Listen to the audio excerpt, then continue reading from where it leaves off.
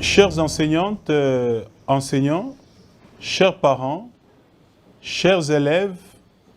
mesdames et messieurs, la République démocratique du Congo, notre pays,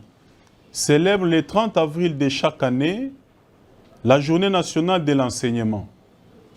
Cette commémoration qui rentre dans une tradition dans notre pays nous offre une belle occasion d'adresser nos salutations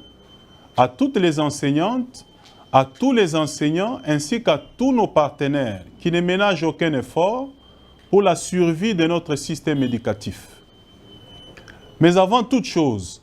qu'il nous soit permis de rendre un vibrant hommage à son Excellence Félix Antoine Tshisekedi Tshilombo, président de la République et chef de l'État, pour la matérialisation de la vision résumée par les peuples d'abord. Lui qui, dans son rôle de régulateur du bon fonctionnement des institutions, a décidé de placer notre pays sur la voie d'un changement courageux de cap et de direction vers une politique qui se veut efficace de la gratuité de l'enseignement primaire. La célébration de ce jour me donne l'opportunité de reconnaître à sa juste valeur la vocation portée par ces femmes et ces hommes qui ont choisi de transmettre les savoirs, les savoir-faire et les savoir-être aux enfants congolais, mais également à l'élève qui est non seulement acteur principal et sujet de son épanouissement physique, intellectuel et moral, mais aussi l'avenir de demain. Mesdames et messieurs, comme vous le savez, la République démocratique du Congo, notre pays, s'est donné comme ambition de construire un système éducatif inclusif et de qualité à même de contribuer efficacement au développement national, à la promotion de la paix et d'une citoyenneté démocratique active. Cette ambition émanant de la Constitution de la République, qui consacre l'accès universel à la scolarité, a servi de fil d'Ariane à la vision du président de la République, chef de l'État, son Excellence Félix Tshisekedi Tshilombo,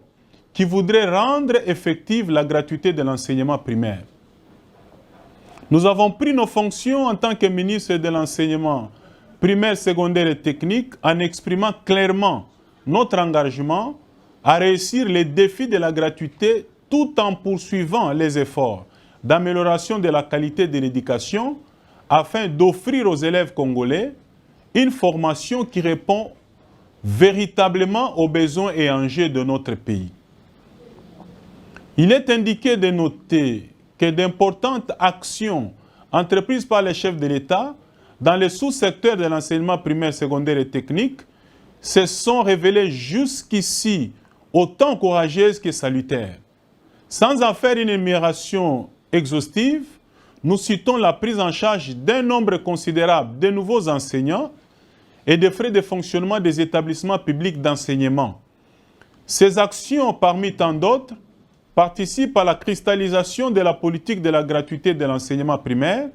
qui devrait prendre en compte l'exigence de la qualité des apprentissages qui ne pourra être améliorée qu'en s'appuyant sur les principes d'équité dans l'accès à l'éducation et sur la bonne gouvernance de notre sous-secteur.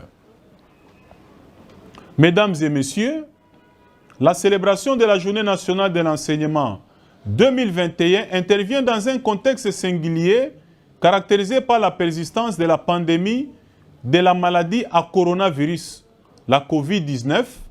qui a conduit en début de cette année scolaire à l'arrêt momentané des activités scolaires. Mais notre pays a fait davantage preuve de sa capacité à organiser ces mécanismes de mitigation pour éviter de sacrifier la scolarité des enfants à l'autel de ce virus impénitent qu'est la COVID-19. Sans coup férir et courageusement, le président de la République a appelé les parents à remettre nos enfants sur les chemins de l'école depuis le 22 février 2021 sur la base d'un calendrier scolaire réaménagé dont il faudra garantir un meilleur achèvement. C'est dans cet élan que nous pensons qu'il demeure impérieux que nous assurions tous et chacun dans son champ d'action une gouvernance rigoureuse du sous-secteur de l'enseignement primaire, secondaire et technique à travers la réforme du CECOPE, la fiabilisation du listing suivi paye des enseignants, la rationalisation du processus de création des écoles et bureaux gestionnaires, l'utilisation rationnelle des ressources disponibles permettant un pilotage orthodoxe du sous-secteur de l'EPST, la formation et le renforcement des capacités du personnel enseignant pour matérialiser la qualité de l'enseignement, l'optimisation de l'enseignement en ligne, la culture des performances, l'amélioration de la gouvernance du secteur éducatif et la culture des redevabilités, la production régulière des annuaires statistiques afin d'impulser un développement concret du sous-secteur de l'enseignement primaire, secondaire et technique. Chers enseignantes et enseignants, chers parents, chers élèves, mesdames et messieurs, l'heure est venue de relever les défis de la nouvelle gouvernance du système éducatif. Nous avons pour ce faire l'obligation constitutionnelle, morale et citoyenne de l'accomplir. On peut donc comprendre que nous puissions déclarer avec force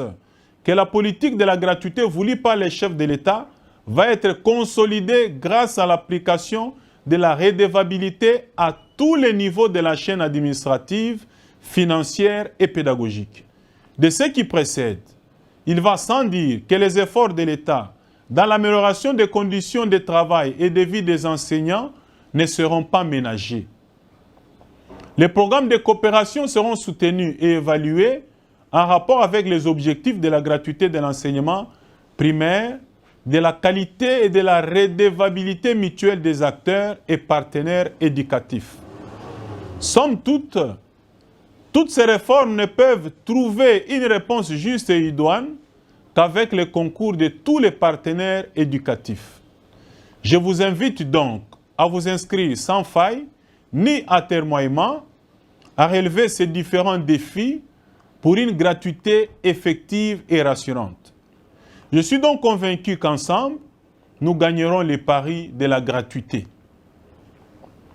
Mesdames et messieurs, l'avenir de la République démocratique du Congo est radieux. Il ne s'accomplira pas sans ses fils qui en sont les acteurs naturels dont les compétences requises passent par une éducation de qualité. Chers enseignantes et enseignants, je ne saurais conclure ce message sans rappeler à votre intention que vous avez choisi une vocation noble, celle de transformer l'existence humaine en ressource motrice de développement de notre cher et beau pays. Ce que vous avez accompli jusqu'ici est encourageant, mais le chemin reste encore long. L'heure est au travail. Unissons nos efforts et œuvrons tous pour la qualité de l'enseignement, au grand bénéfice de nos enfants